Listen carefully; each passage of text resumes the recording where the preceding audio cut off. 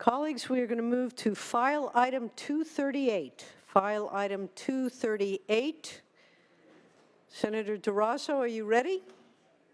Mr. Secretary, please read.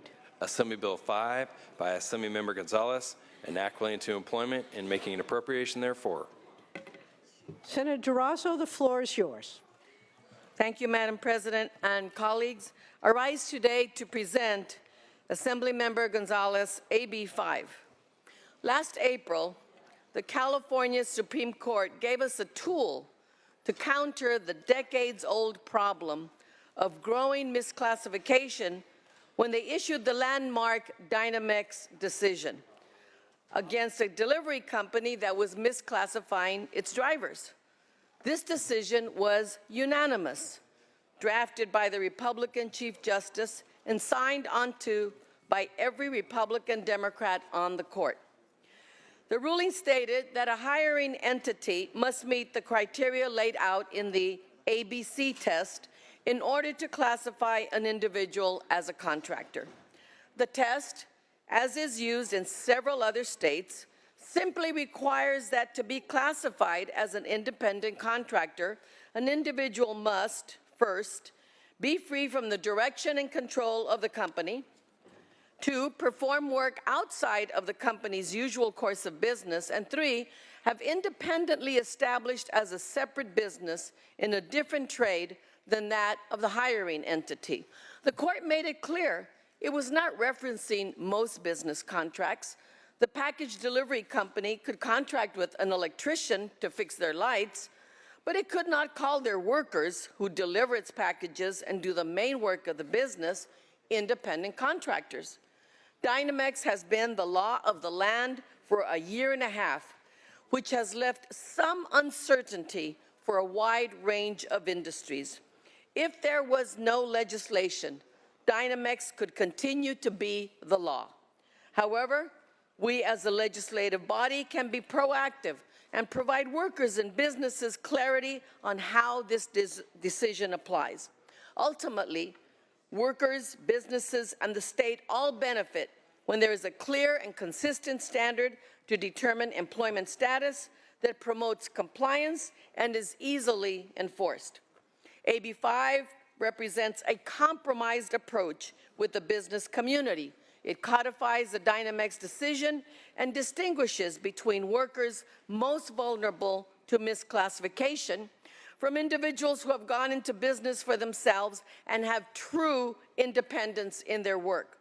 By and large, the exempted professions under the bill tend to operate with significant autonomy and bargaining power in the workplace and have historically existed outside traditional wage orders. In other words, most of these men and women make over twice the minimum wage, which is our standard in existing law for an individual to be exempted from overtime, meal, and rest period requirements.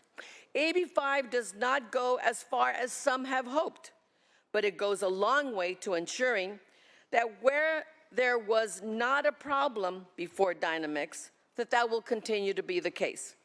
The bill provides certainty for a number of professionals to ensure that they can continue to maintain their independent business operations under the previous Borrello standard. The bill exempts doctors, dentists, insurance agents, financial advisors, and many other licensed professionals. The bill exempts workers who have pre-existing law that conflicts with Dynamex, such as realtors, commercial fishermen, and private investigators. The bill exempts many occupations where individuals operate small businesses and enjoy independence, like travel agents, hairstylists, and graphic designers. The bill exempts many business-to-business contracts, including construction contracts, construction trucking, referral agencies, motor club contracts with towing companies, and businesses contracting with others to provide services to the business. Again, AB5 doesn't address every issue that has been raised, but the bill has gone a long way towards addressing the legitimate concerns that were raised in the wake of this decision. The author and bill supporters have pledged to continue talks with industries that presented more complex challenges without halting the certainty awaiting many industries. Members, let's not lose sight of the historic opportunity we have today with this bill. With one clear test across our state labor laws, we will raise the standards for millions of workers and ensure they gain access to critical rights and benefits. We can make California a global leader in protections for gig workers, janitors, construction workers, and so many working people who can't even pay their rent. The issue of worker misclassification is not new, and it's not exclusively a product of the modern-day quote-unquote gig economy. Companies have exploited men and women for decades by using unlawful practices in industries like construction, janitorial, and trucking. Today, these so-called gig companies present themselves as the innovative future of tomorrow, a future where companies don't pay Social Security or Medicare, workers' compensation or unemployment insurance. Now, that's a time bomb that will make unfunded public pensions look like small potatoes. This model costs California $7 billion in lost tax revenue. Funding, colleagues, that ought to be put towards improving public safety, health care, mental health services, infrastructure, et cetera, et cetera. Let's be clear, there is nothing innovative about underpaying someone for their labor or basing an entire business model on misclassifying workers. Under the gig economy business model, workers are not the responsibility of the company. So if a gig worker gets injured or sick or can't even work to support himself, herself, or their family, the responsibility to take care of that worker falls on the taxpayer. Meanwhile, companies like Uber compensate executives nearly $150 million each year, and they are worth nearly $100 billion as their drivers who make the businesses run, sleep in their cars. California is home to 53 Fortune 500 companies, real companies, who fulfill their responsibilities as an employer and whose employees make up California's tax-paying middle class. Why should we exempt quote-unquote gig companies from the very same laws we require our local mom and pops to abide by? By misclassifying those workers, these bad actors force businesses that actually follow the rule of the law, force them to shut their doors. Today, we are determining the future of the California economy. We can either choose to be complicit in the exploitation of hardworking Californians, or we can choose to rebuild the working and middle class, protect taxpayers, and help responsible businesses thrive in this state. Colleagues, I respectfully ask for your aye vote. Thank you, Senator DeRosso. Senator Grove, for what purpose? I have amendments at the desk. Senator Grove is offering some amendments. Mr. Secretary, please read the set of amendments. Amendments by Senator Grove, Set 1. Thank you. Excuse me. Please proceed. Thank you, Madam President. In April of 2018, the California Supreme Court issued a decision that changed the work life of millions of Californians that departed from 30 years of California law and created a new test to determine who is not an independent contractor. The test, the ABC test, is a rigorous test which in an independent contractor must meet all three of the criteria in order to maintain their employment status. Part A of the test requires the worker to be free from the control and direction of the hiring entity in connection with the performance of the work, both under the contract and for the performance of work. And Part B of the test requires the worker that they perform the work that is outside the usual course of the hiring entity's business. And Part C of the test requires a worker that is customarily engaged in the independently established trade, occupation, or business of the same nature of the contractor where the work is performed. This ruling established the most restrictive form of employment testing relating to wage and hour laws found anywhere in the country. There are millions of Californians who choose to work as independent contractors. We have moms who work driving Uber while their children are at school and they set their own hours. The college students who work as DoorDash after class to afford high cost of living and add to their income. The manicurists who set their own appointments, rent their own booths, and choose to work as their own boss. These independent contractors are our truckers, our therapists, our optometrists, our caterers, our foresters, our interpreters, our media individuals and reporters. In fact, nearly 500,000 of millennials currently freelance, and 79% of independent contractors prefer this work over traditional employment. Instead of helping all of these Californians, this body has introduced AB5, which issues carve-outs to certain industries. This legislature should not be in the business of picking favorites, which is exactly what this legislation does. A one-size-fits-all employment test should not and cannot apply to these Californians to depend on their income from independent contract work. This is why I'm introducing the amendments to AB5, which would match California's employment test to the federal standard. If these amendments are adopted, we will all be in cohesiveness with the federal government standard, and there would not be a separate test for people that operate in the federal standard and the state standard, the people who will fall under the Borrello test, and the people who are in part of the carve-out. This benefits both workers and employees across industries by asking whether the worker is economically dependent on the hiring entity. This test accounts for diversity of workplaces and will once again make a side gig, independent contract work, a freelance job, and it will be the option for all Californians again, and let California employees choose. Members, I urge you, for the sake of all independent contractors and the ones that are not covered under AB5. We've put amendments across the desk, and this bill has been amended several times because we don't know all of the effect that these people, that this bill will cover.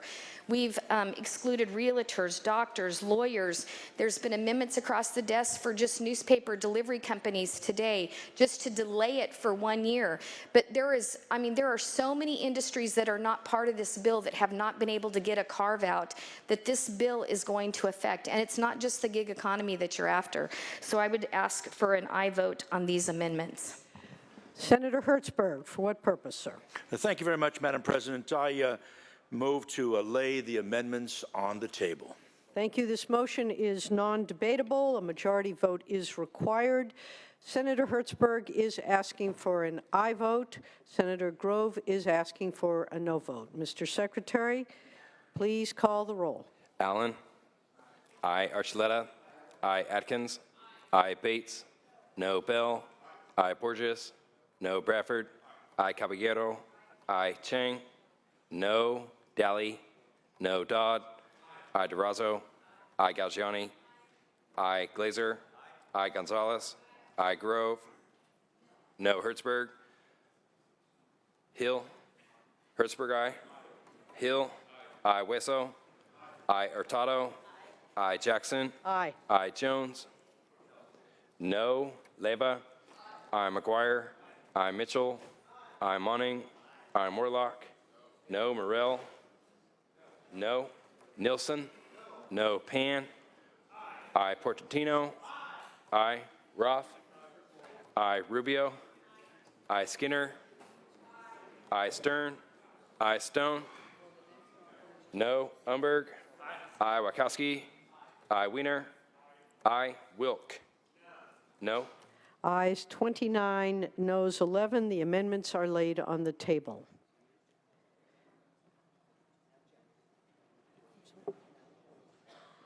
Senator Jones, for what purpose, sir? Thank you, Madam President. I rise to present amendments for AB5. Mr. Secretary, please read the amendments. Amendments by Senator Jones, set 2. Senator Jones. Thank you, Madam President. Members, design professionals are skilled individuals involved in the design of public and private infrastructure projects such as bridges, roads, dams, rail, and hospitals, etc. Under AB5 today, architects and engineers are exempt from the ABC test. The following design professionals should similarly be exempted: land surveyors, geologists, geophysicists, landscape architects, construction managers, and planners. Design professionals are not misclassified, and doing so wouldn't even make fiscal sense. It is usually more expensive to hire design professionals as contractors rather than full-time employees, since contract rates are higher than those in-house. For this reason, the design industry uses independent contractors on short-term projects, and on longer-term projects prefer to hire the individual in-house instead. Design professionals are highly skilled, highly paid professionals. A contracted design professional makes on average $50 to $100 per hour. A common instance of an independent contractor design professional is that of a recent retiree who has a specific skill set that is needed on a particular job for which there aren't others with that skill set locally available. The design industry is highly specialized, in which you may need one type of engineer or surveyor for one particular job and someone with another subspecialty or experience for another job. Without the ability to contract with these individuals, projects will suffer due to the lack of qualified professionals. Members, I ask that you support the amendments and vote aye on the amendments. Senator Hertzberg. Thank you very much, Madam President. I move to lay the amendments on the table. Again, this motion is non-debatable. Is there any objection to substituting the previous roll call? There is an objection. We're going to go through this each time, all right?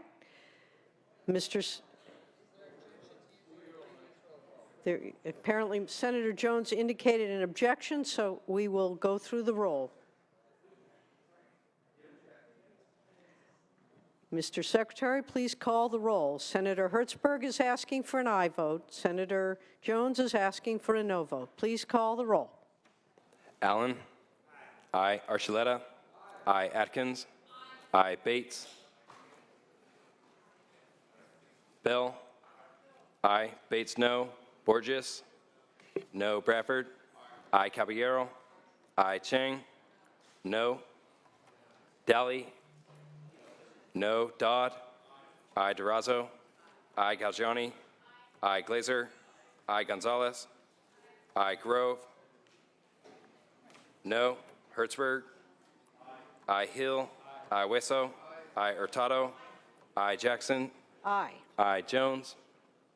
No. Leyva. Aye. McGuire. Aye. Mitchell. Aye. Monning. Aye. Morlock. No. Morrell. No. Nielsen. No. Pan. Aye. Portantino. Aye. Roth. Aye. Rubio. Aye. Skinner. Aye. Stern. Aye. Stone. No. Umberg. Aye. Wachowski. Aye. Wiener. Aye. Wilk. No. Ayes 29, noes 11. The amendments are laid on the table. Senator Dolly. Thank you, Madam Speaker. Rise to amendments to AB5. They're at the desk. Please indicate what those amendments are. All right, I'll try to do this a little different than my colleagues did. This is third set of amendments? Yes. Okay, Mr. Secretary, please read the third set of amendments. Amendments by Senator Daly, set 3. Senator Dolly. Amendments for the following occupations: licensed timber operators who hold a license issued by the Department of Forestry and Fire Protection as authorized under the Zeeburg New Forest Practices Act of 1973. Chapter 8, commencing with the section 4511 of Part 2 of the Division of 4 of the Public Resources Code. Pursuant to Article 6, commencing with section 4570 of Chapter 8 of Part 2 of Division 4 of the Public Resources Code. B, registered forester's professional license pursuant to the Professional Foresters Law, Article 3, commencing with sections 750 of Chapter 2.5 of Division 1 of the Public Resources Code. Geologist and physicist, licensed pursuant to the Geologist and Physicist Act, Chapter 12.5, commencing with Section 7800 of Division 3 of the Business and Professions Code. D, land surveyors, licensed pursuant to the Professional Land Surveyors Act, Chapter 15, commencing with Sections 8700 of Division 3 of the Business and Professions Code. E, contractors licensed pursuant to Contractors State License Law, Chapter 9, commencing with Sections 7000 of Division 3 of the Business and Professions Code. F, engineering license pursuant to the Professions Engineering Act, Chapter 7, commencing with Section 6700 of Division 3 of the Business and Professions Code.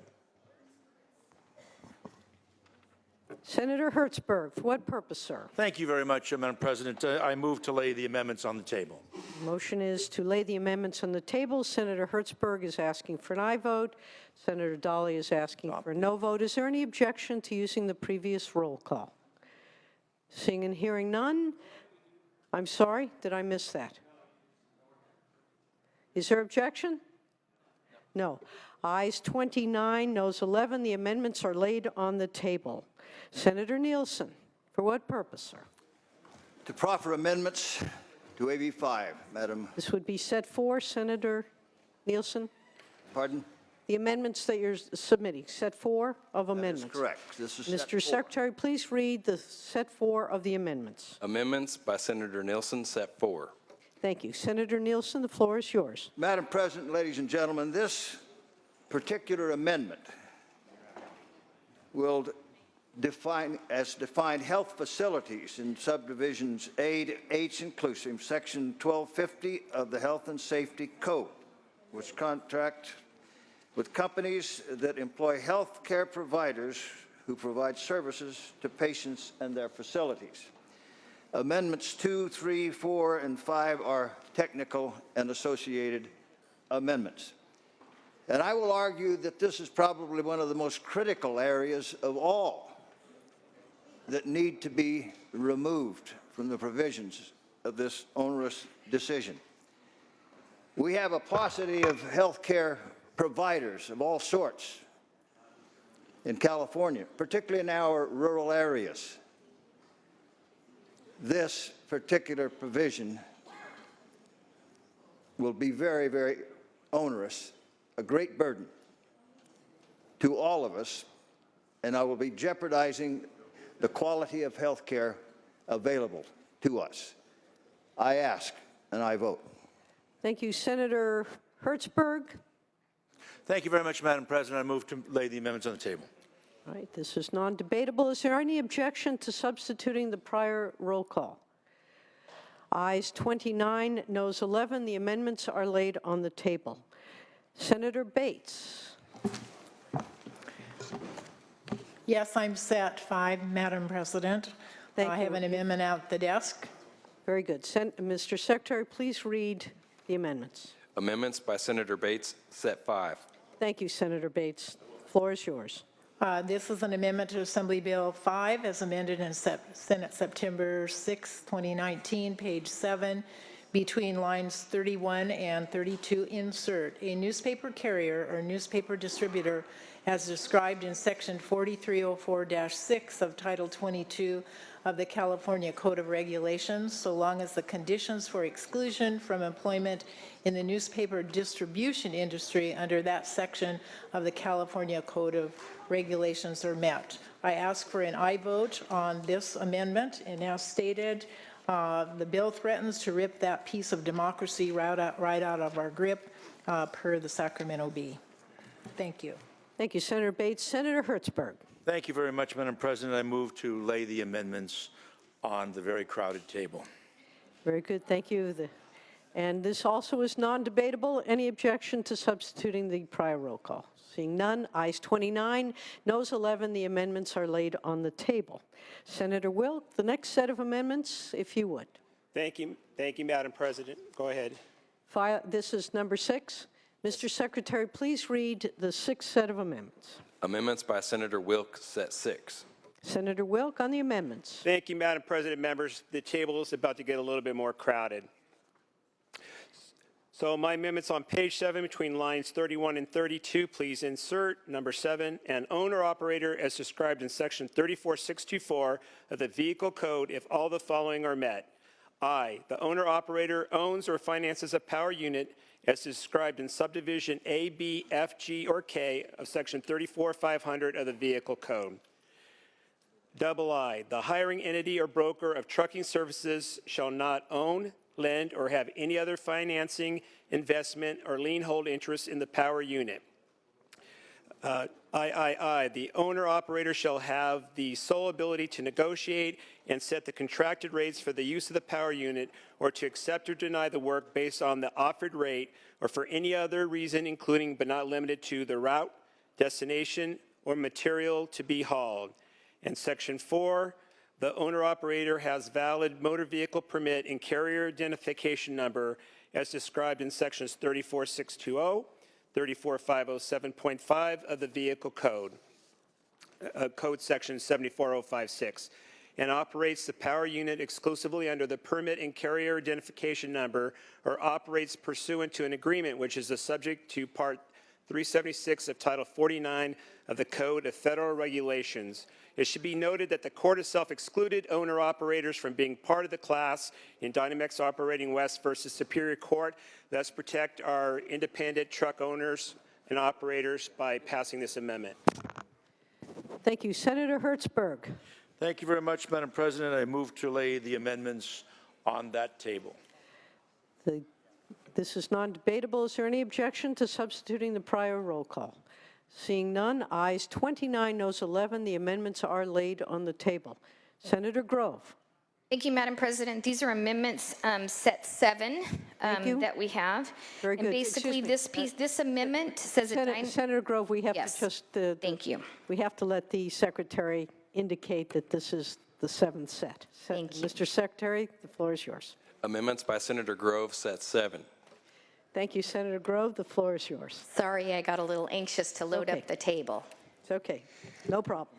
So these amendments apply to our franchisees and our franchisors. So basically, this amendment is a franchisee shall not be deemed an employee or a franchisor to the franchisor and shall be considered an independent contractor unless the court of competent jurisdiction determines the franchisor exercises a type or degree of actual control over the franchisee. The franchisee's employees, and that is not customary exercised by the franchisor, and for the purpose of protecting the franchisor's trademarks, service marks, or trade dress, for purposes that include but are not limited to quality control of products and services. So the amendment addresses on page 15, line 30, to strike out item H with insert, and on page 6, amendment 3, is to take on page 16, line 2, to strike out the I in insert, and on page 16, the line 8, to strike out the insert, and then on page 16, line 15, to strike out I in the insert. These amendments are important to make sure that our franchisees, like McDonald's owners and others, will be free from this bill. Senator Hertzberg. Thank you very much, Madam President. I move to lay the amendments on the table. Non-debatable. Is there any objection to substituting the prior roll call? 29 aye, 11 no. The amendments are laid on the table. Senator Borges. Madam President, this is set number 8. Mr. Secretary, please read. Amendments by Senator Borges, Set 8. Senator Borges, the floor is yours. This is like a painful filibuster here. I rise today to present an amendment to AB5 in order to exempt the language services industry, which employs thousands of translators and interpreters in California. Interpreters, translators, and linguists should not be included, I submit, in the gig economy. Many of them undergo specialized training and instruction from accredited colleges and universities. Interpreters and translators provide a voice to underrepresented communities, especially in the court system. 81% of all interpreters and translators in the U.S. work as independent contractors, and 500 language services companies are based in California, which contribute to our state economy. Without an exemption for linguists, AB5 will have a serious impact on our economy. California is a diverse state, home to a vast variety of languages and dialects.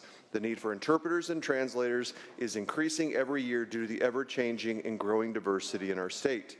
Language service companies depend upon independent contractors due to clients' needs for a range of languages, locations, and various degrees of expertise.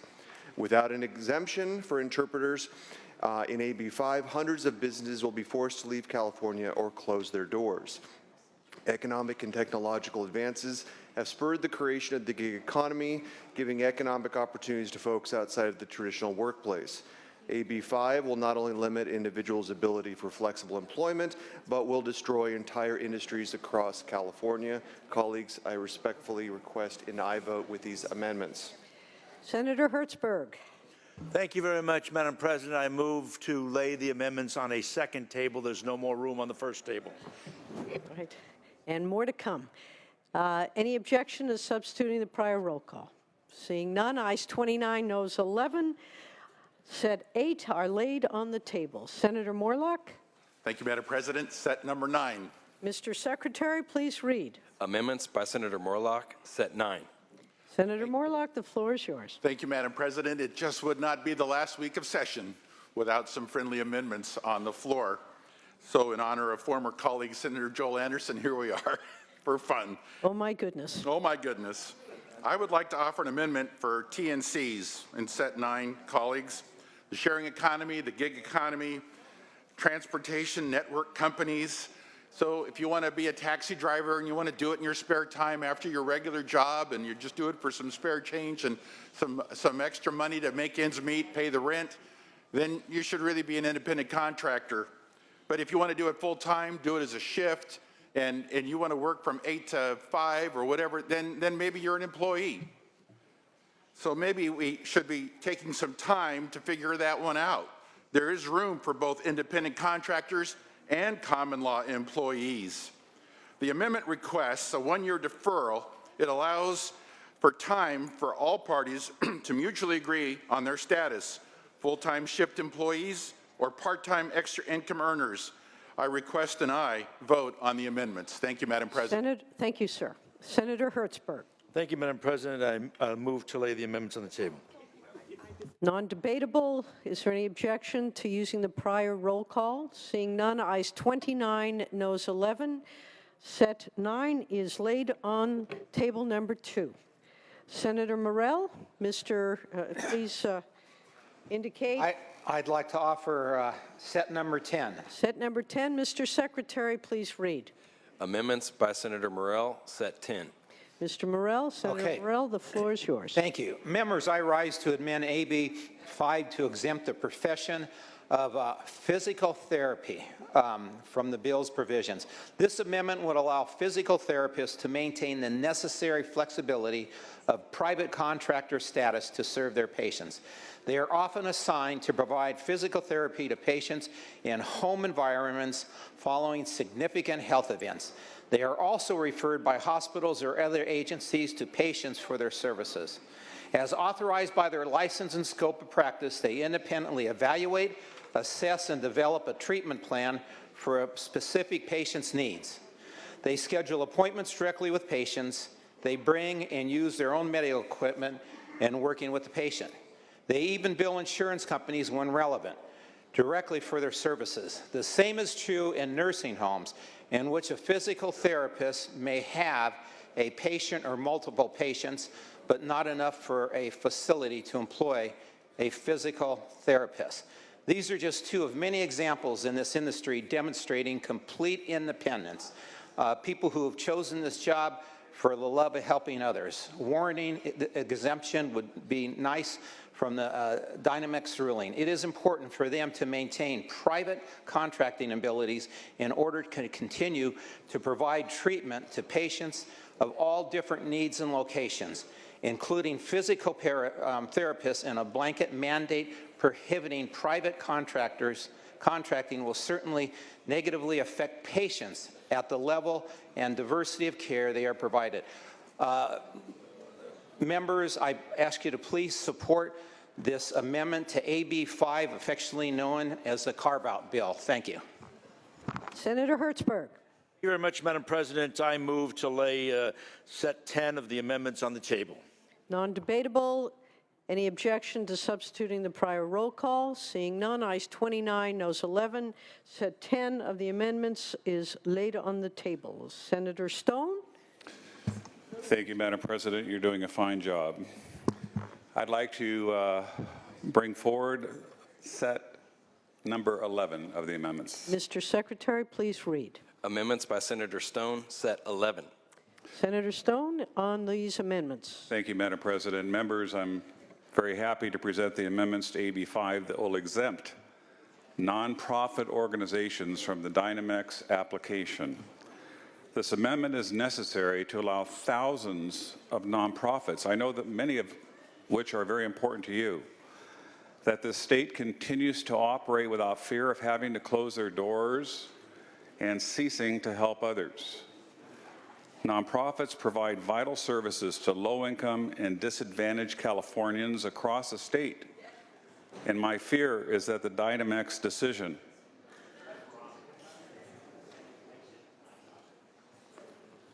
will drive many of these nonprofits out of business.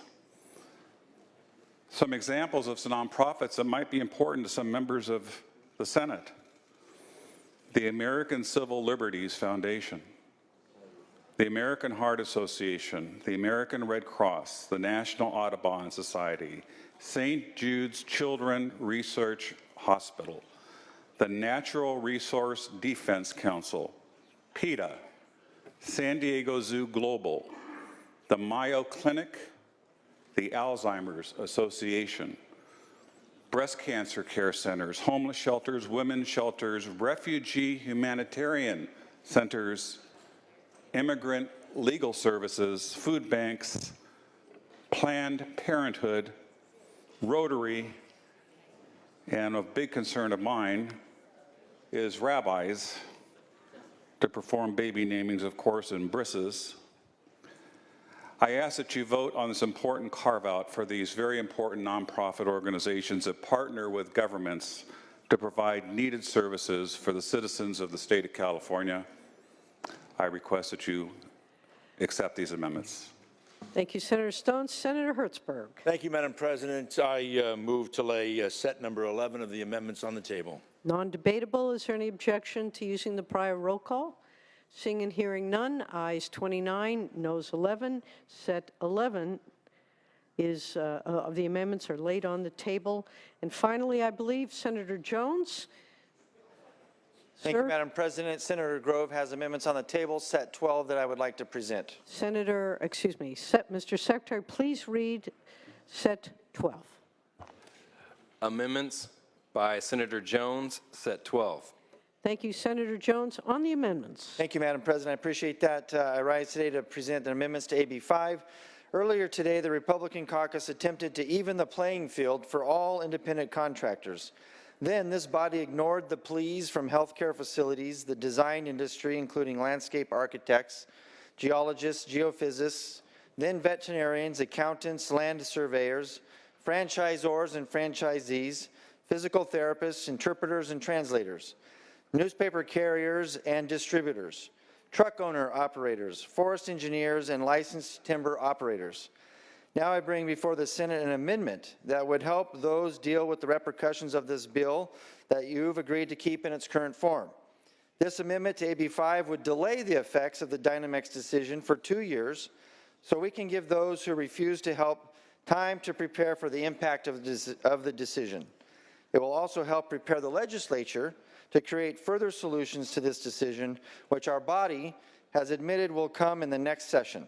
This is a compromise that we should all agree is only fair. If this body is going to pick winners and losers, it should also help those who are hurting to be able to meet the requirements of such laws. I ask for an aye vote on the amendments. Senator Hertzberg. Thank you very much. I move to lay, I believe, the final, this number 12 set of amendments on the table. Non-debatable. Is there any objection to substituting the prior roll call? Seeing none, ayes 29, noes 11. The amendments are laid on the table. At this point in time, Senator Durazo, please present. Excuse me, have you presented your bill in chief at this point? Then we are open now for debate and discussion on the bill in chief, starting with Senator Glazer. Thank you, Madam President and members. I rise in support of Assembly Bill 5. I want to thank all the people involved, the author, the leadership that put in so much time to bring the bill that's before us today. But in all honesty, I do so reluctantly. Unlike what many of you have heard, this bill is not about changing the laws that govern the relationship between employers and their independent contractors. That was done by the Dynamex decision more than a year ago. What this bill does, for the most part, is grant exemptions to that court decision. But in my view, the bill goes about this task in the wrong way. We should be writing smart, broad-based rules that protect California workers from exploitation, while giving people the freedom to control their own hours, pay, and work product if they wish to do so. We should be encouraging innovation and empowerment, not forcing people into employment arrangements that they do not want. But rather than offering sensible rules, this bill provides a list of specific jobs and professions that are exempt from Dynamex. They are the chosen few. We have decided that they get to control their own fate. So doctors and lawyers and accountants are exempt, but physical therapists are not. Tutors who teach their own curriculum are exempt, but tutors who help students master a public school curriculum are not. Pool cleaners, dog groomers, and picture hangers who get their jobs through referrals are exempt, but house painters or plumbers are not. Independent truckers who drive for the construction industry are exempt, but the same drivers who haul freight are not. This last issue is a very important one. Tens of thousands of independent truckers in California have spent their life savings or borrowed against their futures to buy heavy-duty trucks and equip them with engines certified as clean by our air quality regulators. These truckers decide when they want to work, how much they charge, and where they go. They are independent business owners. But by denying them an exemption in this bill, we are forcing them to work for somebody else.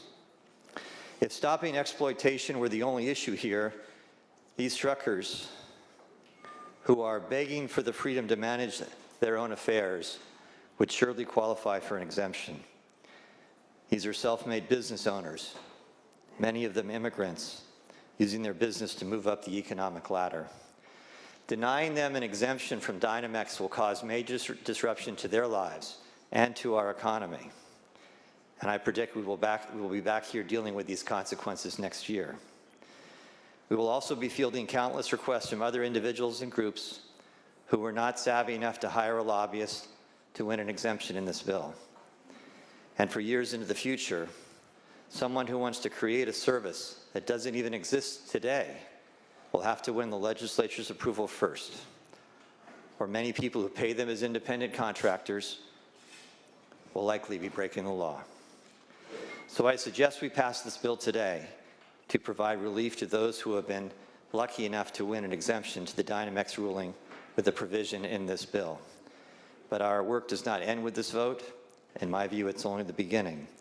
We must return in January and consider a more comprehensive, balanced reform that protect workers from abuse without picking and choosing which Californians will be allowed to work for themselves and which will be forced to work for the man. And with that, I respectfully ask for an aye vote. Thank you, Senator Archuleta. Thank you, Madam President. I rise in support of AB5. AB5 is about striking a balance between protecting workers who need it and protecting legitimate small businesses, and it's about time.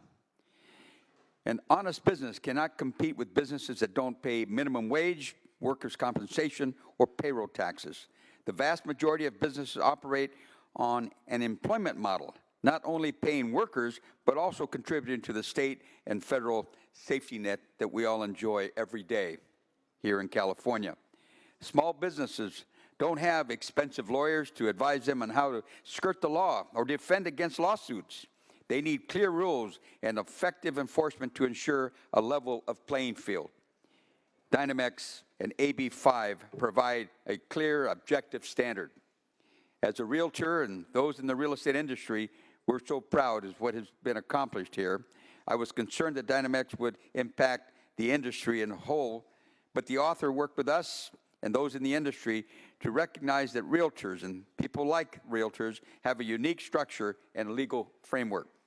They did the same for many, many other constituents who work as direct sellers like Mary Kay and many, many others. Let's provide clarity to small businesses that contract for HR, payroll, and other services. Let's protect doctors, engineers. Let's protect the real estate industry and those who work every single day to serve and represent us. Let's also protect the workers. As we completed Labor Day, let's go ahead and honor AB 5, because that's exactly what it's doing, honoring labor. I ask for your aye vote. Thank you, Senator Archuleta. Senator Morlock. Thank you again, Madam President. Independent contractor versus common law employee. We've been fighting this issue for decades, more than 3. I can still remember 35 years ago or so, I wrote an article, one of my first, that was published in a national publication on the very subject. Are clergy independent contractors, or are they common law employees of their congregations or synagogues? And believe it or not, they are employees and should be receiving a Form W-2. But the IRS has had criteria for a long time on whether you're independent or if you're common law. And the major factor has always been whether or not you're going to have FICA withheld, which was the main reason for so many trying to make people independent contractors. But AB5 and Dynamex starts to get into an interesting area. It picks winners and losers when it should be providing a framework on how you are determined to be a common law employee or an independent contractor. So now we're bragging about exemptions. Selecting industries is not an appropriate solution. If you want to be a full-time Uber driver or a Lyft driver, then, you know, we have taxi companies. You are now a taxi driver, and they are employees.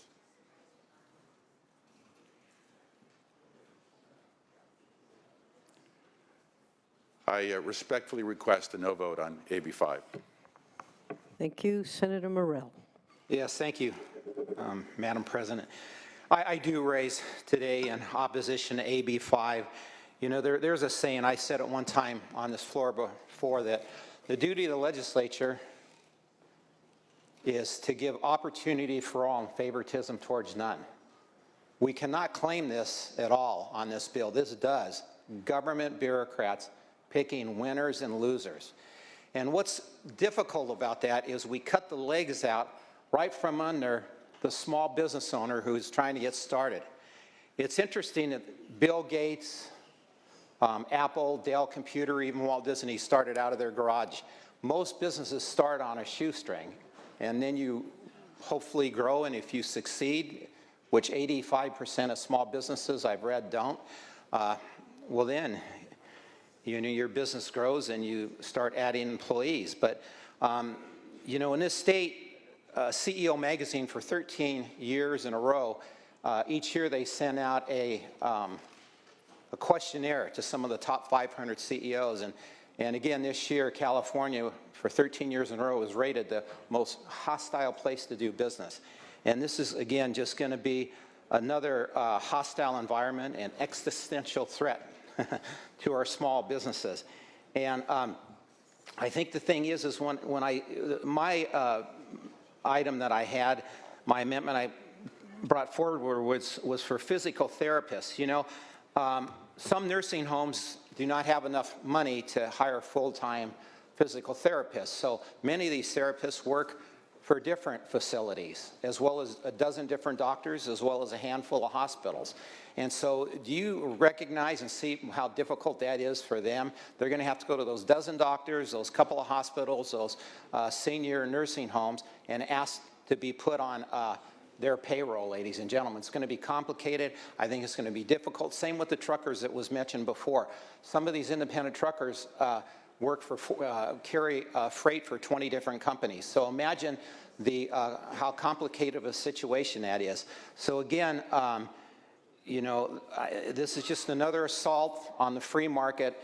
And again, it is a slouch towards socialism when government controls what business does. So with that, I'm a no vote. Thank you. Thank you. Senator Gonzalez. Thank you. I stand in strong support of AB5, and unfortunately, I know this issue all too well. As the City Council member of Long Beach, appointed chair to the Harbor and Tidelands Committee, with the largest port in my backyard, both in conjunction with the Port of LA and Long Beach, where thousands of truck drivers are employed, 25,000 to be exact in total in the state of California, and where 80% are misclassified. They are forced to finance their trucks with one company, pay out of pocket for lease, fuel and maintenance, and additional operating expenses, as well as assume legal risks. This is especially concerning when our Southern California ports in the last 2 years saw record numbers of cargo, and the drayage companies pulled revenue upwards of $2 billion. Yet over 400 trucking companies at the port had been cited, with millions of dollars in judgments favoring truckers. USA Today published articles about this. Litigations on behalf of the city of LA continued on behalf of the truckers. And yet many of these truckers were expected to work over 20 hours a day, reassigned to the lowest paying routes, many of these routes which often translated into $300 or less for over 100 hours of work, which results to $3 an hour. But let's be clear, Dynamex and AB5 does not force owner-operators to become employees if they are not being misclassified. It simply empowers independent owner-operators by removing the middleman or broker and allows drivers to set their own rates, which is the crux of the issue. Construction trucking also has a very limited exemption that recognizes the pattern of construction contractors who have some employee drivers and occasionally hire independent owner-operators. The author and the sponsors of AB5 are also committed to providing these small trucking companies, or businesses, I should say, to truly achieve independence by providing them with assistance to start their own businesses. And I'm confident that we will continue to see this evolve and ensure that people, if they are misclassified, if they are truly independent contractors, that they have a direction to be so. And as the daughter of a truck driver who gave 30 years to his life, waking up at 1 in the morning to be able to put food on the table for my brother and I, it's personal to me. But not only that, he was able to retire at the age of 59. He's now fishing, smoking cigars, having a great time, taking care of his grandchild, and that's because he had the opportunity to join a union. And with that, I respectfully ask for your aye vote. Thank you. Senator Nielsen. Senator Nielsen. Ladies and gentlemen of the Senate, and Madam President, we're in a manner witnessing the dashing of the American dream. The United States of America, the land of freedom, the land of opportunity, ever since the first pilgrims settled here. Actually, way before that, when the indigenous Indian tribes settled this land. They had ambition. They had dreams. Unfettered dreams, other than the circumstances of which they had to live in, like the weather, the environment where they lived, which was challenging. But as a nation, we have grown by instilling and nourishing the entrepreneurial spirit, the spirit to strive, to better oneself. If that meant working for someone else, wonderful. But so very many over the history of this great land have aspired for their own little piece in the sun, place in the sun, their own little business. How many wonderful stories of these courageous entrepreneurs, these dreamers, who fashioned their dream into a wonderful opportunity for themselves, for their families, for the generations, and for tens, hundreds, tens of thousands hundreds of thousands of their fellow citizens, Americans, who had jobs because of them. The upward mobility opportunities that this great nation of freedom has provided is now enduring a bit of a setback. Those who aspire, in fact, aspire is not going to be much of an American word anymore after this decision. And the answer to it, frankly, is not carve-outs. In fact, if we're going to do some carving out, I would hope we'd spend most of all of next year carving everything out we could possibly carve out of this bad decision.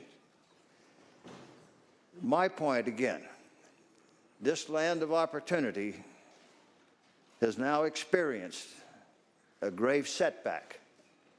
And the aspiration and the hopes of the future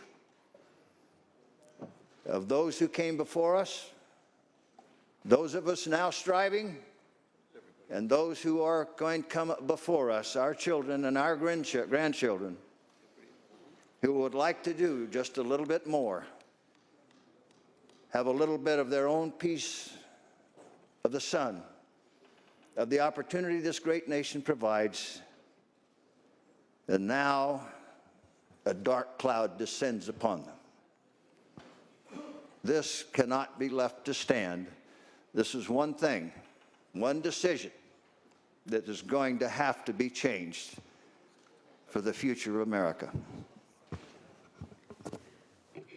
Thank you. Senator Caballero.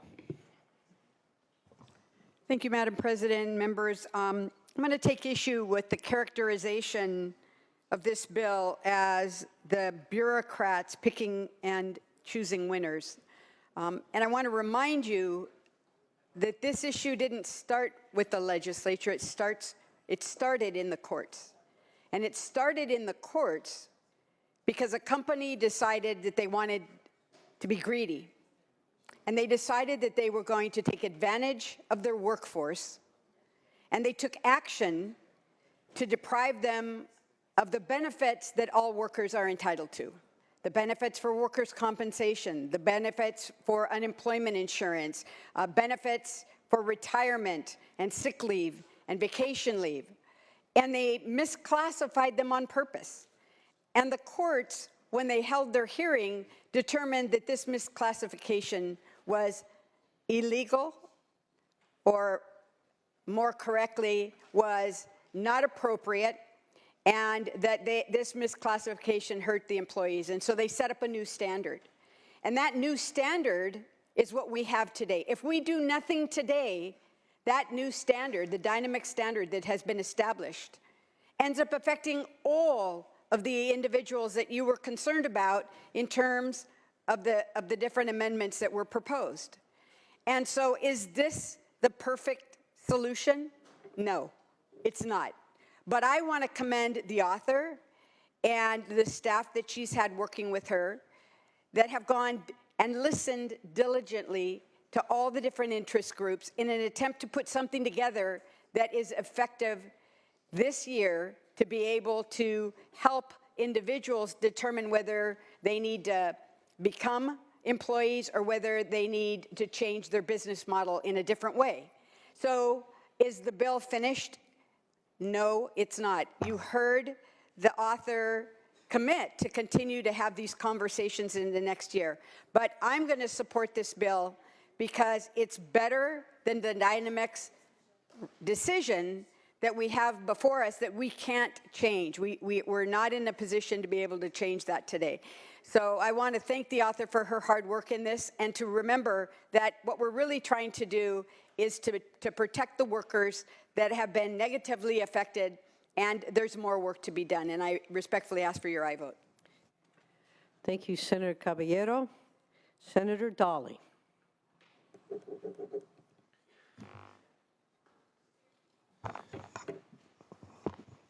Thank you, Madam President and fellow members. I have been thinking a lot about this bill. I want to speak to you as somebody who is a business owner. First of all, I want to acknowledge the fact that the Dynamex Corporation was 100% wrong and the courts got it right. They were employees and they 1099 them, and that's wrong. But the trucks they were driving were 26,000 GVW and under. That means that any one of you in this building that doesn't have a commercial driver's or commercial license can drive those trucks. I happen to be an owner of a trucking company, and I believe I'm the only one on this floor that has a Class 1 license to drive an 80,000-pound vehicle in California. I may be wrong. I stand corrected if there is somebody that has one. Let me tell you what you have that license to drive that truck, and then what you have to own that truck. You have to have a CA number, $185 a year, permitted by the state of California. You have to be enrolled in a drug program. You have to be tested randomly whenever your number is drawn. You have to be in the poll notice program, which means if you have a driver that's driving your vehicle and gets pulled over, you're notified that they got pulled over and you're aware of what's happening in the traffic. You have to be in a bitten inspection, which is another $185 a year, and you're biannually inspected. Every 90 days you have to have your truck inspected by a commercial officer. It costs about $2,800 to license a truck, and it costs about $7,000 with license and insurance to insure a truck. The people that drive trucks that are over 26,000 GVWs are in business. For real. Now I want to share a little more about what I've seen in this bill. We talked about picking winners and losers, and we are picking winners and losers. If we want to do the right thing for business, people that are in business, we would exempt business to business. That's what needs to happen here. I got involved in, as many of you know, I'm a farmer. My family homesteaded here in California. I have less than 10 employees. I've never had, actually over 5 that I'm aware of. And I've heard of the last 6.5 years that I've been in this legislature, just recently to the Senate. But you know, we had the minimum wage bill. And I got up and spoke about how it was going to affect my workers. And I heard that the minimum wage was, you couldn't afford to, raise a family on the minimum wage. And I agree 100%. But the minimum wage was not designed to raise a family. It was a starting level wage. And then I heard that you farmers get the ag overtime exemption, and how, and there was a speech on the floor in the assembly that referred to us as slave owners. Now, we use that ag overtime exemption for when we harvest and when we plant. And yes, I will share, there's probably some bad apples out there that abuse those situations. And there's bad apples in every single profession. But there are literally tens of thousands of people who want to be in business and want to be that independent truck driver, or that anesthesiologist who goes from hospital to hospital, or that physical therapist. So I was thinking about so many bills when I thought of this bill, and I thought, am I going to make an impact on any individuals on this floor with a speech from my heart? I'm not leaving California. I will run my business until this body or this policy-making body runs me out of business, because I'm not leaving, because I believe that people that are in business aren't on this floor and understand what we have to go through to operate a business and give a job to the middle class of this state.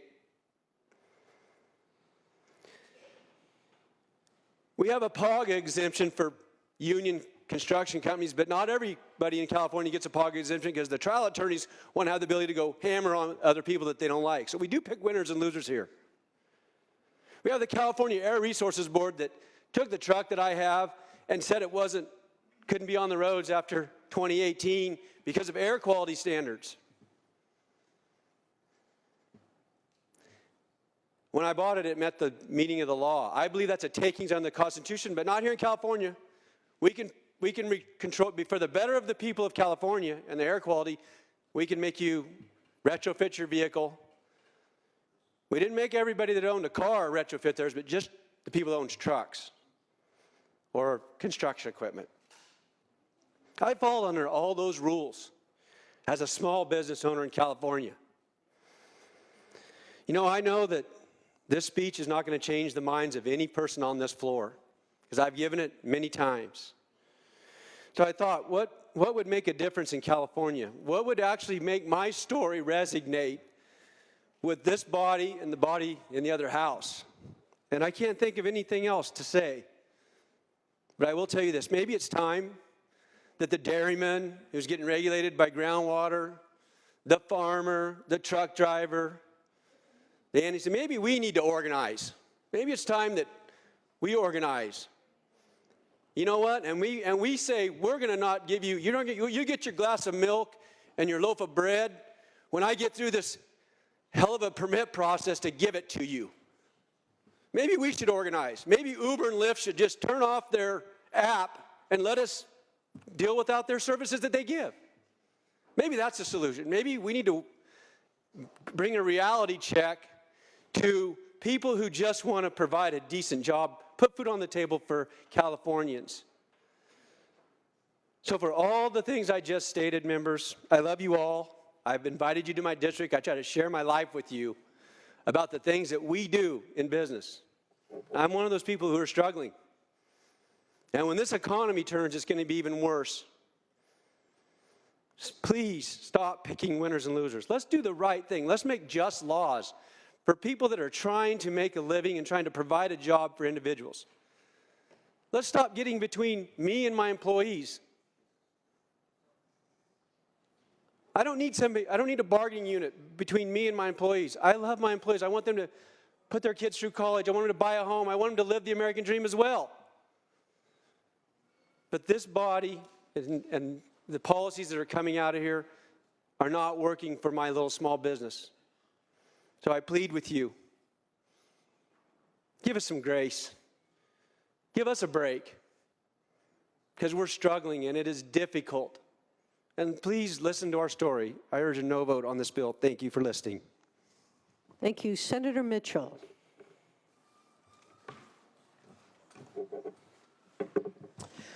Thank you, Madam President. I don't know about any of you, but sometimes I find myself, I can fall down a rabbit hole. And a relative recent rabbit hole I fell down was based on something I read, and it introduced me to this concept of confirmation bias. Confirmation bias. Confirmation bias, colleagues, is when you're drawn to details that confirm your own existing beliefs. Confirmation bias. And when I thought about that, I quite frankly thought about all my colleagues here and how when we stand up and take the mic, our messages, our speeches are quite frankly very predictable, because I think we all suffer from confirmation bias. When you look at your social media feed, what comes on your feed? The social media folks have figured it out. I get articles that confirm typically what I already believe. So rarely are we challenged to step outside of our own life experience or our own core set of beliefs, however they were established, to think differently. So as a result, I'm working very hard to push outside my own comfort zone, my own life experience, to break through this confirmation bias. As a result, I consciously chose to watch a new documentary this weekend by the Obama Foundation, their new film project called American Factory. And it is the story of a former American auto factory in Ohio that closes and a new business opens. And the story of the impact globalization has on the rights of workers was shocking. And my takeaway was that workers are at risk. Workers are at risk, be it automation, be it globalization. Our life experience in terms of what work looks like and who does work and what workers can expect could very well be changing before our very eyes. As a former employer of, at one time, 500 employees, as a nonprofit leader, I experienced firsthand the process that the floor jockey talked about, by which a employer responsibly classifies employees. There are clear guidelines. People can sometimes decide to be confused about them, but it's not rocket science. There are clear guidelines as an employer by which you classify employees. I'm fine. And as my colleague said moments ago, the decision, quite frankly, colleagues, has been made. Dynamex is the law of the land. And this bill, from my perspective, is good news because it provides protections as appropriate. Repeatedly, I've heard people reference to the notion of picking winners and losers. It's a phrase we use often here. And I have to admit, the multiple sets of amendments that I heard read that were laying on the table did the same thing. It was a proposal to pick additional winners and losers.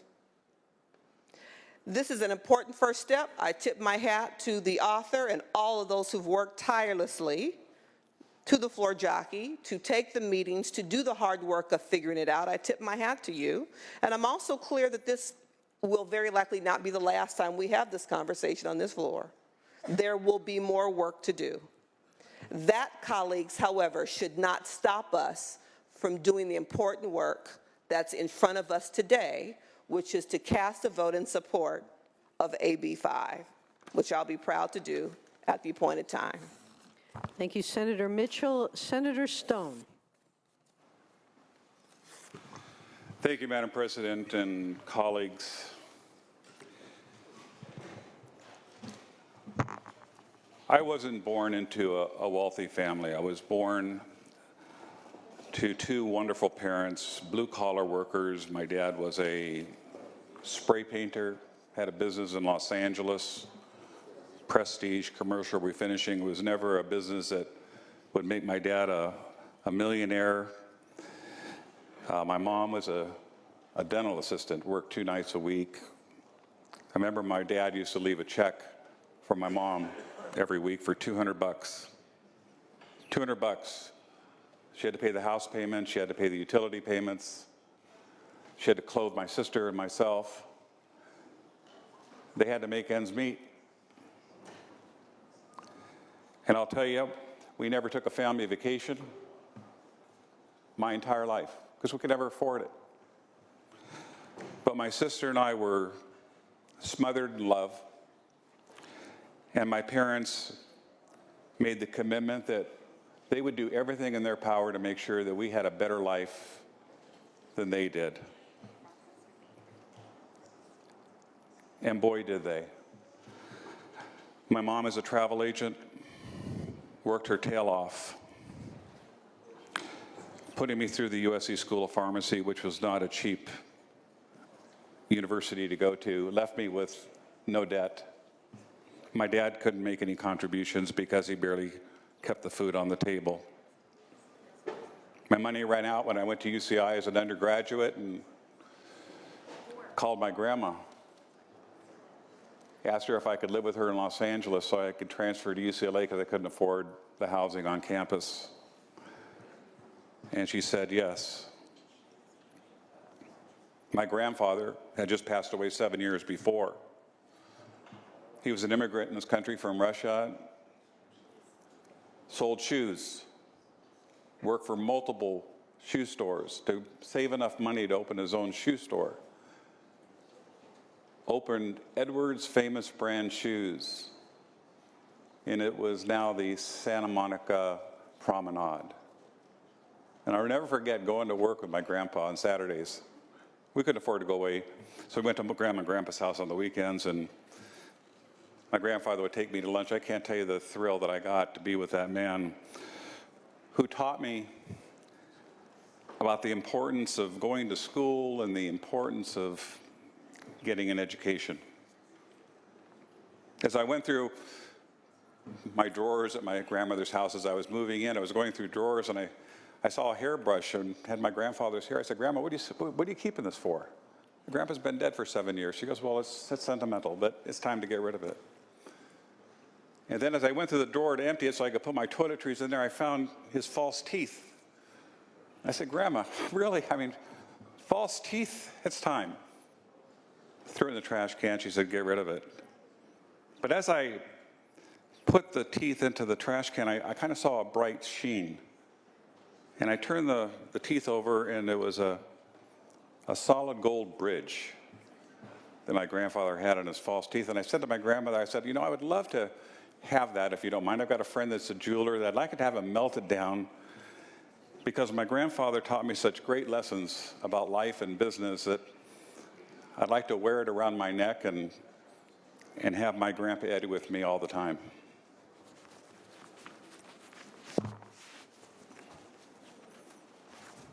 My friends, I have that gold nugget around my neck. My grandfather came from nothing, made something out of himself. I got through pharmacy school and I wanted to follow my grandfather's recommendations.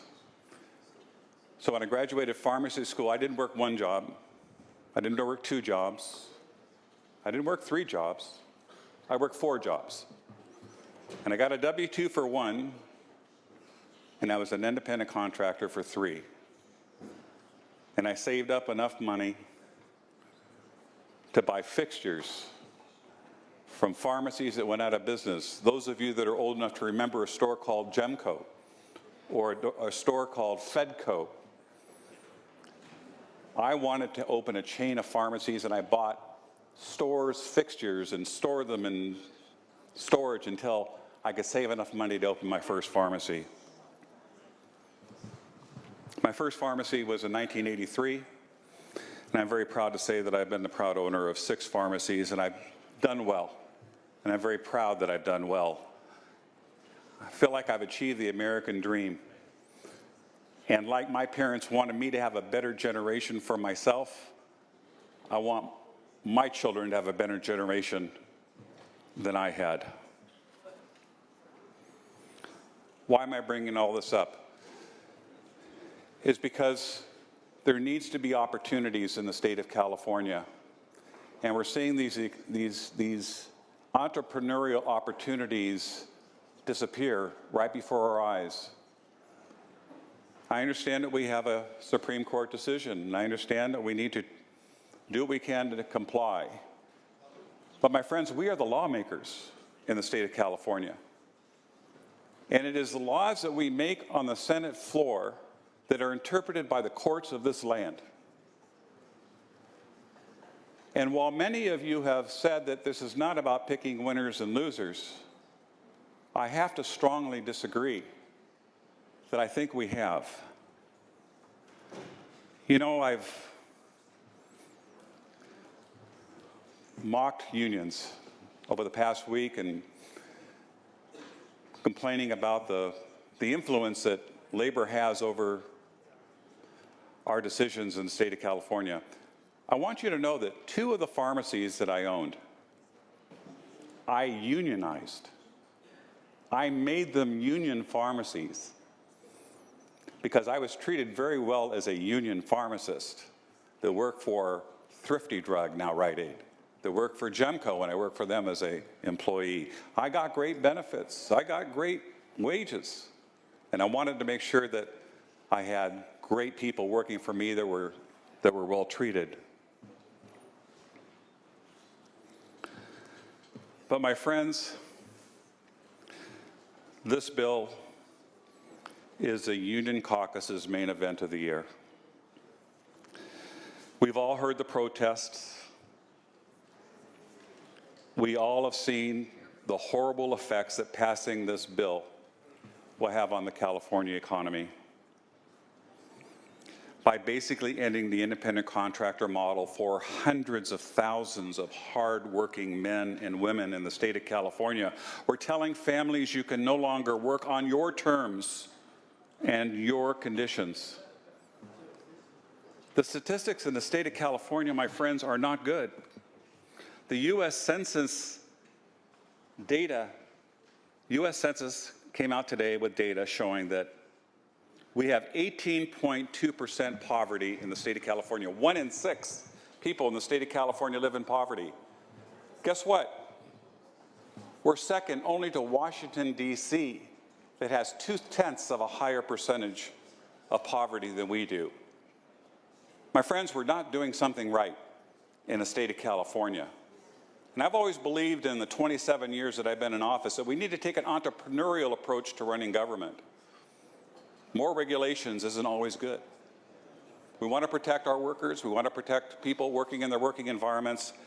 But unfortunately, I have strong concerns, even in my compounding business, that as the regulations get tougher and tougher, there may be a time that we may have to close our doors in California and worry about access for people that truly need compounded medications.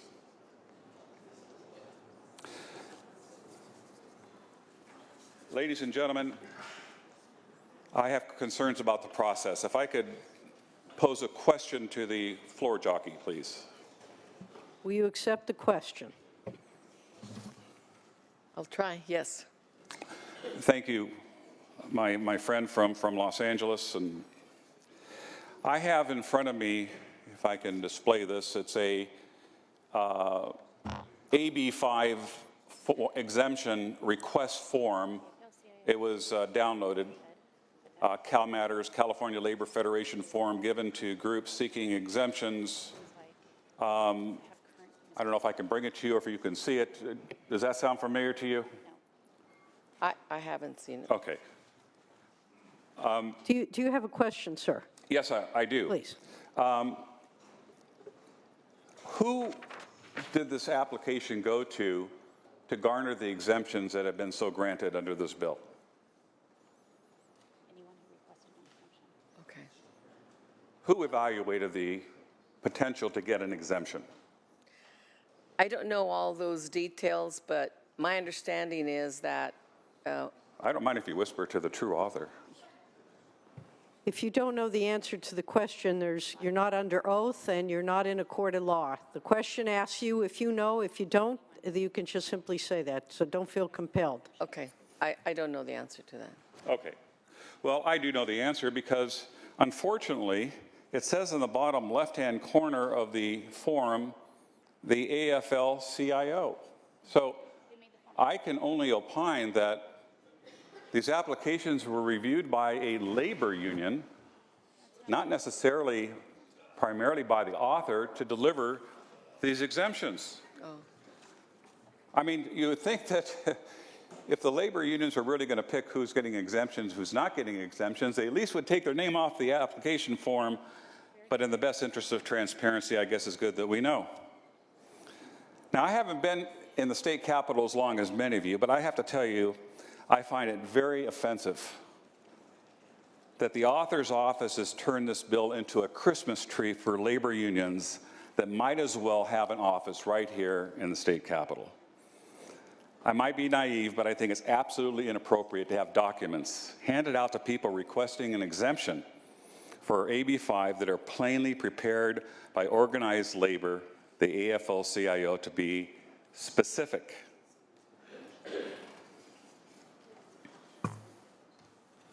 But even though the process that got us here stinks, I think the bill itself is fatally flawed. AB5 will mean the end of the independent contractor status for hundreds of thousands of Californians. Supporters will argue that this bill protects workers. But what about the franchise owners who will lose their franchises and then have to fire the workers who depend on their jobs to feed their families? What about the man or the woman who works a few hours on the weekend for Uber or Lyft or DoorDash to make a few bucks on the side to make ends meet? I have tenants that work for Uber and Lyft. A couple of them make over $150,000 a year that do a great job of supporting their families, that work when they want to work and don't work when they don't want to work. It's been a great model for single moms, for single dads, for people that need to make a few extra bucks so they can feed their kids, put their kids in Pop Warner football, Little League baseball. Or what about the trucker we've heard so much about today, who spent hundreds of thousands of dollars to buy their own truck so they could decide what loads to haul and what jobs to take? If this bill goes through and they have to become employees of large trucking companies, what do you think they're going to get for their trucks? You think they're going to get top value for it? They'll be lucky if they can sell the trucks for what they owe. By requiring these people to become employees, they will become likely former employees. The author and supporters of this bill say that they're trying to protect people from being exploited. Supporters are claiming to be fighting for people that make the least, the minimum wage. But my friends, let me be clear. In this case, the minimum wage is not $10 an hour, it's not $15 an hour. It's zero. That's right, because a person without a job makes zero. And there will be many jobs that are going to be lost with your broad brush aye vote on AB5. Just consider a few of the people that will be harmed by this bill going into effect. The truckers who want to decide what they haul, when they haul it, will be shut down unless they want to become employees, something many don't want to do. The single father who wants to make a few extra bucks working nights and weekends won't be able to work for a company like Uber or Lyft because big labor wants to have dad be a member of the union. Physical therapists who help patients at reasonable rates won't be able to find work unless they become full-time employees of a hospital or a rehab center, thereby losing the flexibility that brought many of them into the profession. Now, I don't blame the people who felt forced to cut their own special deals with big labor and this author. I don't blame that the architects got their carve-out from this poorly designed bill. I don't blame investment advisors who made sure they weren't going to be sued by greedy trial lawyers looking to make a quick buck. I don't fault the realtors who made sure they didn't get caught in the labor union spider web spun by the black widow of public policy. Nor do I think it's a bad thing that the 28 other special interest groups who paid their toll to the labor union bosses got the exemptions, although I'm not sure what it cost them, but I'm sure it wasn't free. There's a lot of reasons to vote no on this bill, but perhaps the biggest reason is it opens the door to thousands of frivolous lawsuits targeting business owners and those that have been playing by the rules. Here's what I have to presume is the main reason for the bill. Under AB5, a driver for Uber will be able to file a lawsuit against Uber to collect 4 years of back pay under the provisions of the law many of you vote for today. Many of those drivers who made over $100,000 a year working for these companies. This retroactive clawback for wages that also comes with massive penalties will force many companies to close entirely. This bill opens the door for aggressive trial lawyers to target businesses, much like currently goes on with lawyers targeting businesses with frivolous ADA lawsuits. We're opening the door to a duplication of this horrible, frivolous filing of lawsuits against small business people that can ill afford to pay the legal fees. So we all know what's going to happen. The trial lawyers are going to see business using independent contractors. The trial lawyers call one of the contractors and gets him or her to agree to some free money to file a lawsuit. The trial lawyer sends a demand letter to the business saying a lawsuit is going to be filed unless a settlement agreement can be made. The trial lawyer then gets half of the settlement, and the independent contractor gets the other half, minus the expenses of filing the lawsuit and any other fees paid by the trial lawyer. When are we going to learn that these shakedown lawsuits shouldn't be tolerated, let alone be encouraged by this legislature? As long as the big labor unions and trial lawyers keep paying rent to control this legislature, I'm guessing the answer is never. So in conclusion, Madam President, AB5 is a way to force people out of careers that they love and careers that they enjoy. It's a way to force people into labor unions they frankly don't want to join.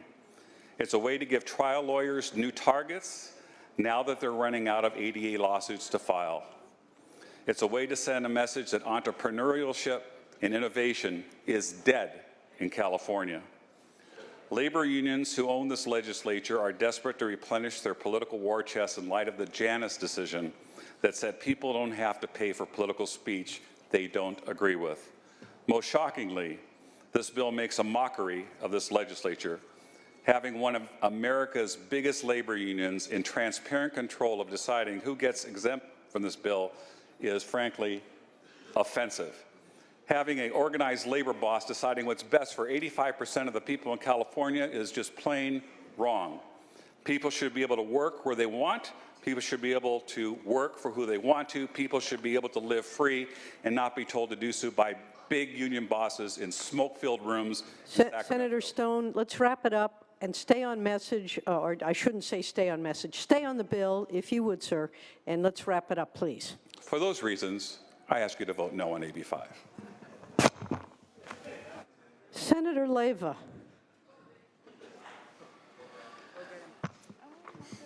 So, members, before I get into the meat of why I've risen, I want to give deference to my colleague from Bieber, and I thank you for sharing your story with us, and I did feel what you had to say. Thank you.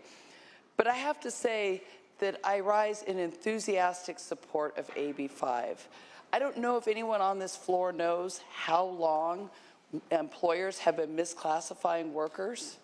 Forever, forever. And when workers are misclassified, we all suffer. And I don't know if anyone knows the percentage of workers that are misclassified. 70%.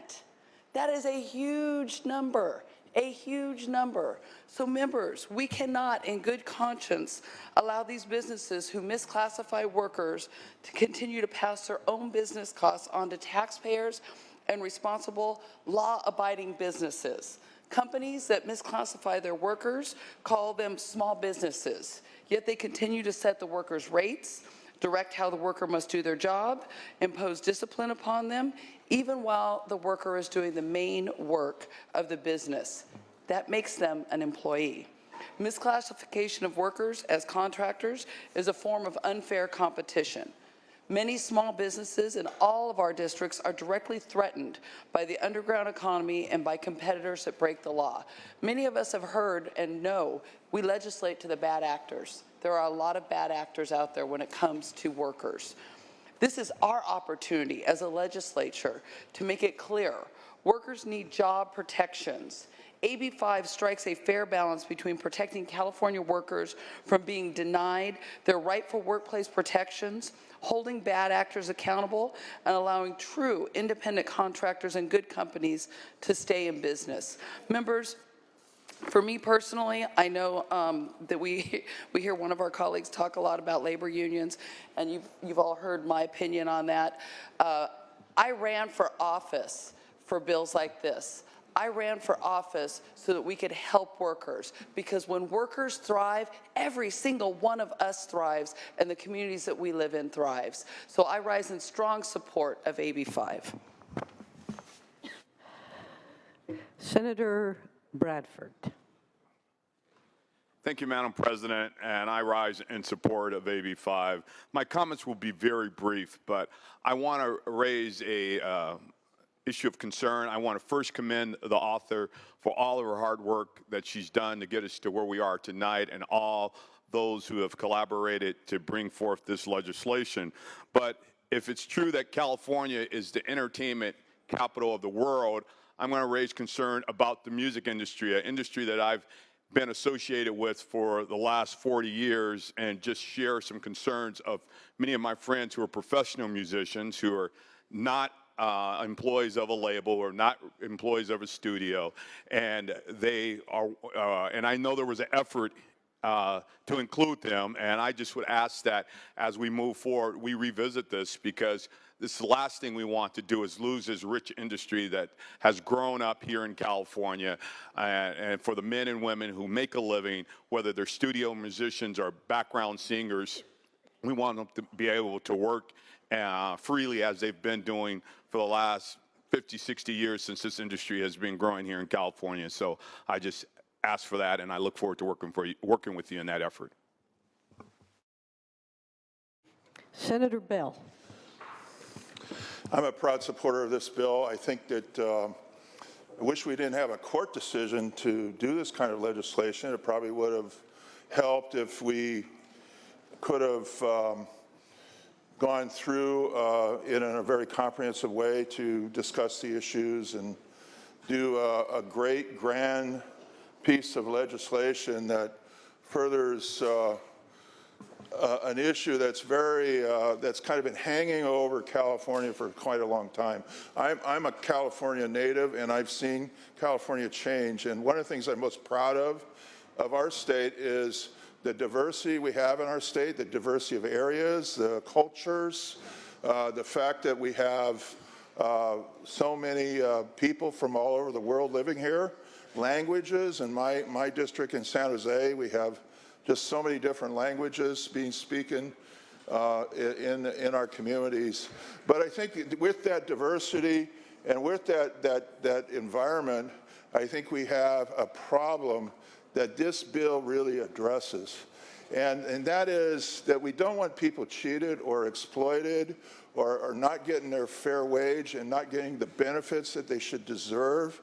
And it should be based on those kinds of standards that are ambiguous. We should have clear standards, and I think that's one of the things that that this bill does. The other issue I want to raise, and I think it's been raised by my colleagues, is that California really has one of the highest rates of poverty in the United States. We have such a high rate of poverty. We have so many people that are living at poverty or about to be on poverty. And so when we look at things like this issue with this bill, we should pay very close attention to protecting their wages, their benefits, and standing up for those people that if we don't stand up for, will slip even further and further into poverty. I think there's more work to be done on this bill, I'm sure. It's such a grand movement, I call it. I wanted to point out some work that needs to be done on industries like the trucking industry that I'm familiar with as chair of the Transportation Committee. I point out a couple things here.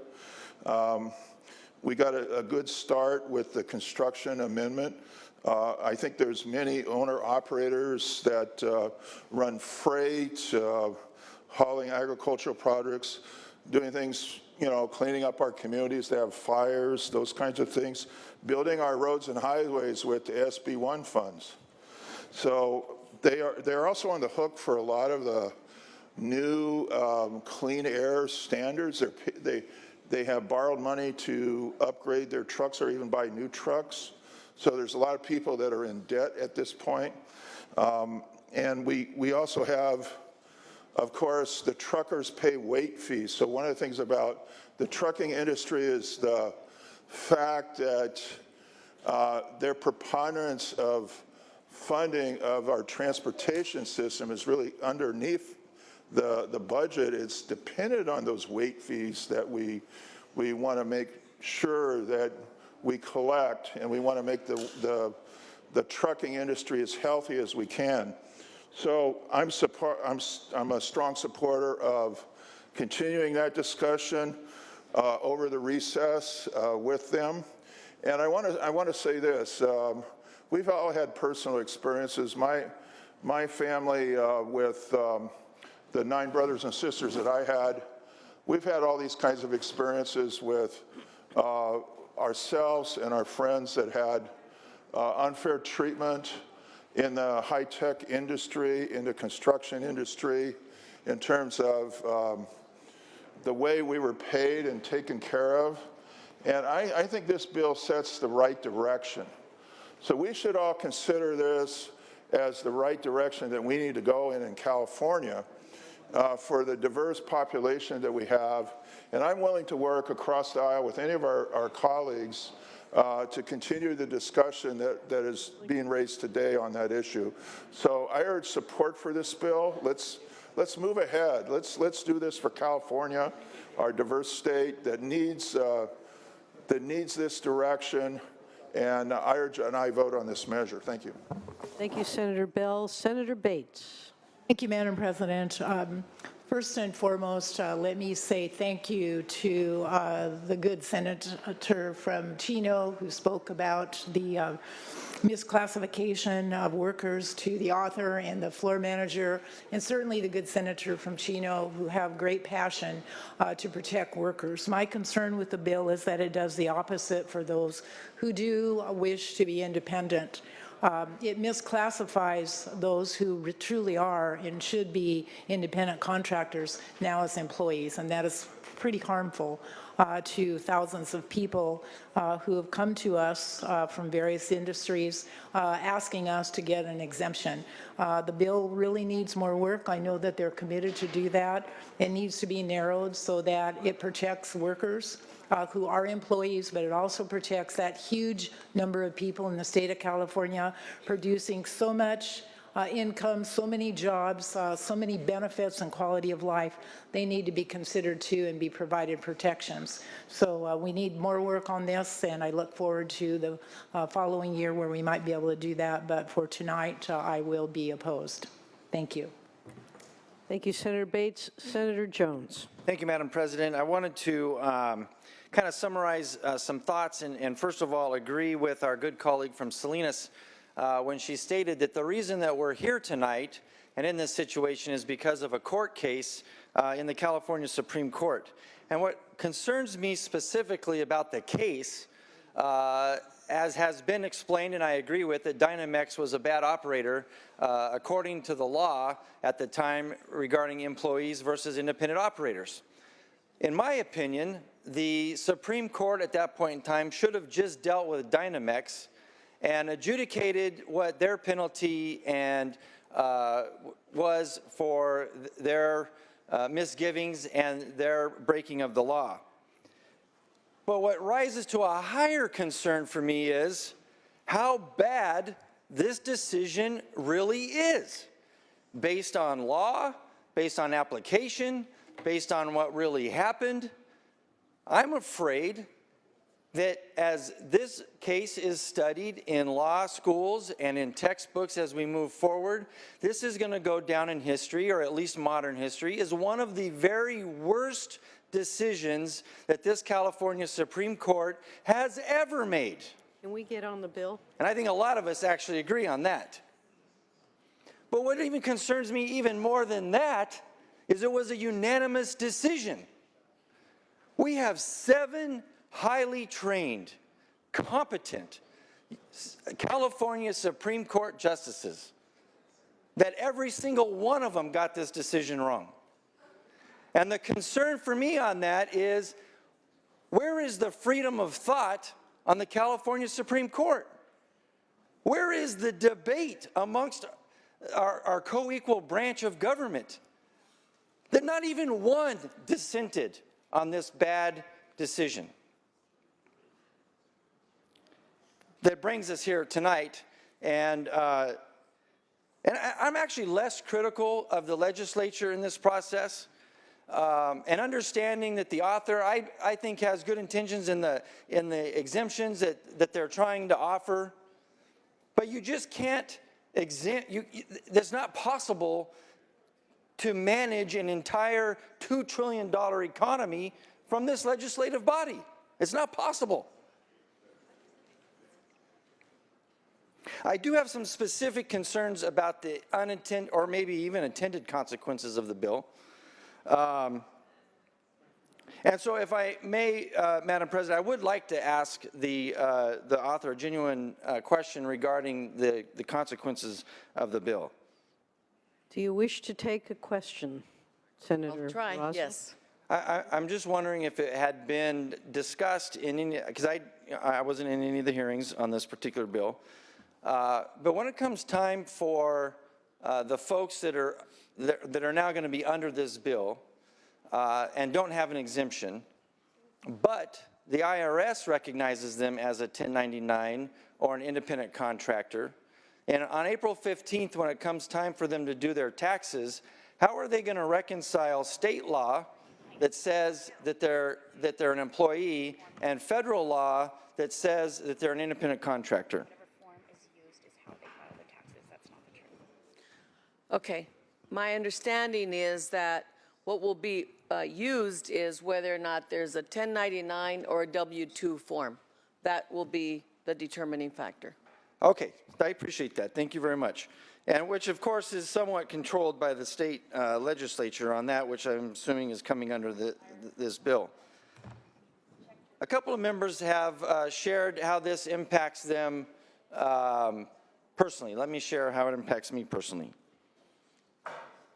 I have a real estate license. So I've worked forever as a 1099 independent contractor. Good news for me, I'm exempted. My wife runs 2 businesses. She runs a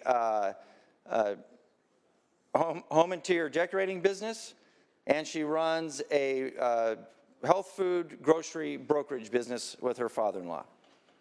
Now, I think I've pretty much got it figured out that on her interior decorating business, she meets the ABC test. But on the business that she runs with her father-in-law, as far as brokerage to grocery stores, health food grocery stores, I might add, that the business is based in Arizona. She works in California. They contract with multiple companies around, not in California, in Arizona, Colorado, New York, multiple companies that are headquartered all over the country and actually the globe. When it comes time for my wife and I to figure out how to do our taxes on April 15th, I appreciate the explanation, but am very fearful that it's not going to be as straightforward as all of that. Because some of these, most of the companies that she contracts for aren't in California. Ladies and gentlemen, I really do appreciate the efforts here to try to control a $2 trillion economy from these halls. I think it's an ambitious goal, but we just can't do it. It's not possible. And I'd ask for a no vote on AB5, and let's take the time to get this right and send us, and if we have to send stuff back through the courts, let's do that. Any further debate and discussion? Senator Galgiani. Thank you. I rise to support this bill today, but it's after much angst, and the author knows that I've had several conversations with her about concerns from small truckers in my district. These are the letters that I have received from individuals from my district over time. The issues that we have in the Central Valley are not the same issues that you experience in Southern California at LA Port and the Port of Long Beach. We have many truckers that work for other companies who started small. I'll talk about Mr. Al Nunes from my district, who many, many years ago bought his first truck. And he worked hard, and he saved, and he bought another truck. And today he's close to retirement. He has 30 trucks of his own. And when it's time when the ag season is flowing and things are going, he needs to hire additional truckers for a small period of time. He's able to do that. And my former neighbor in Merced County worked very, very hard to buy a truck. Used to bring his truck home and park it in the driveway next to my home. And he dreams, like many of our dreamers, of growing and working hard to start his business and be able to hire somebody someday and be like some of the others that have grown into a business. I've worried about having an environment where the only individuals who can enter the pipeline of the trucking industry would be either individuals that have a lot of money to buy a lot of trucks and start a business, or individuals who would inherit a business from their parents because their parents worked hard. So I was prepared to vote no on this bill today for that reason and some others. But in talking to the author, in talking to building trades and to the Labor Federation, I recognize that in spite of all the work that's been done, that time hasn't allowed for everything to be addressed. But there is a willingness to keep working on this issue and a recognition that it isn't perfect and that we will have to keep working on it. And it's easy to always find fault with things. And I've done that this whole time that we've had the conversation. I wish to say to the author today that I thank you for the work that you have done. And I recognize that the issues that you're trying to address and that labor's trying to address to help the workers that have been cheated, who have been cheated out of wages, who have been under deplorable working conditions, I recognize what you're trying to do, and I applaud that and I respect that. And I also thank you and respect your willingness to continue to work with myself and others to address some of these other things so that we continue to provide an environment that allows those who come here that want the American dream to be able to do that, and that we have an environment where we're promoting job creators that start small, work hard like our parents and family members did, and one day they then can hire others who can work for them, and they will treat them well under the provisions of AB5. Thank you. Thank you. Pro Tem Atkins. Thank you. I'll be very quick, Madam President. Obviously, this has been a most interesting discussion tonight. It's gone in directions I absolutely never anticipated. I do have to say, I'm convinced of one thing. I'm very glad that the Speaker and I decided last year not to take this up at the end of session, because we've had an entire legislative year to do this work, and yet here we are tonight with this, again, I will say, interesting conversation. People have raised some really good points during the discussion, and I know that those that have been engaged in working through this process have heard those points that are important to hear. And there is more work to be done. But I don't know, how many years do you want to take before we bring something forward that actually tries to address some of the concerns of the categories of workers that we should address?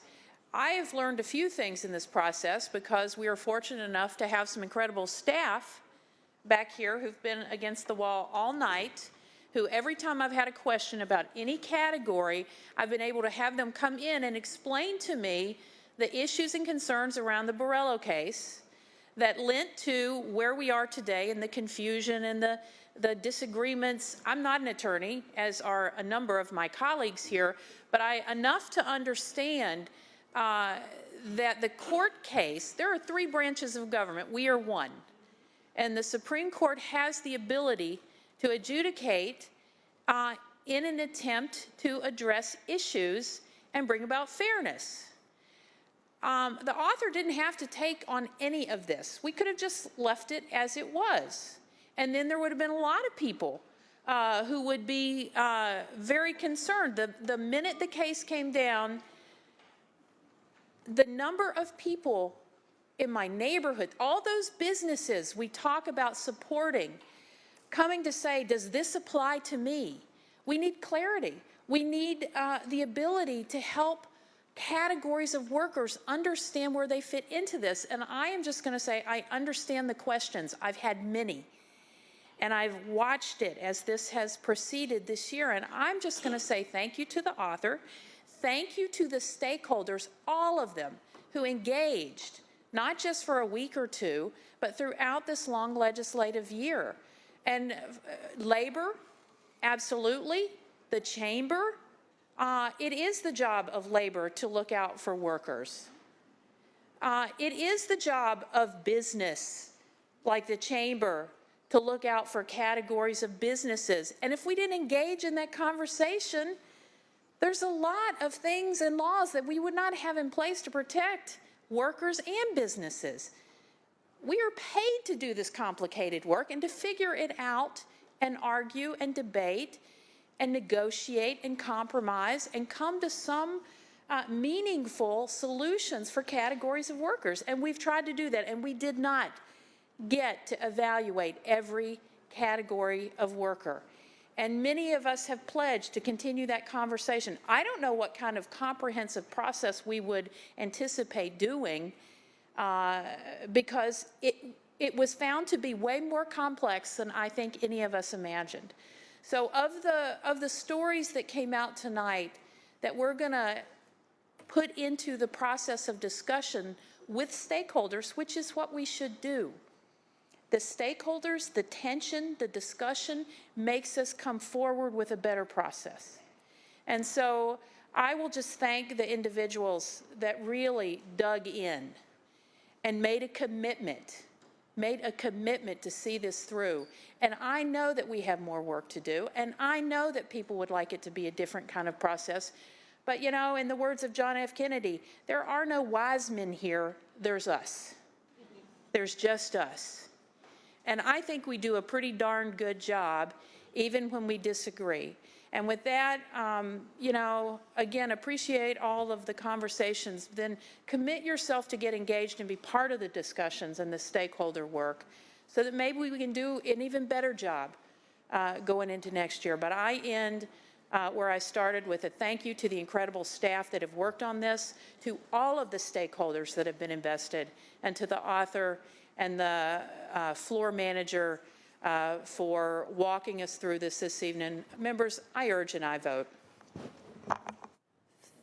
Thank you, Senator Atkins. Seeing no further mics up, Senator Durazo, would you like to close? Well, I wrote a lot of notes from different things that were said. And you don't have to go through each one. You beat me to what I was going to say, Madam President. But I do have to say a couple of things, if you bear with me. Someone said in their remarks that some of these men and women that he knows, all they wanted was a chance to make a few extra bucks to feed their kids.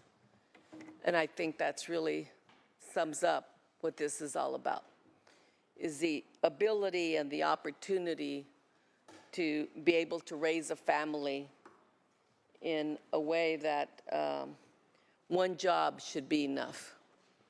And I love that because one job should be enough. It should not take 2, 3, or 4 jobs, and we should have an economy that provides for that. And yes, everybody will still have an opportunity. Nothing in this bill prevents someone from starting their own company, which I think is to be applauded, including a truck driver. So we will continue to move forward on this.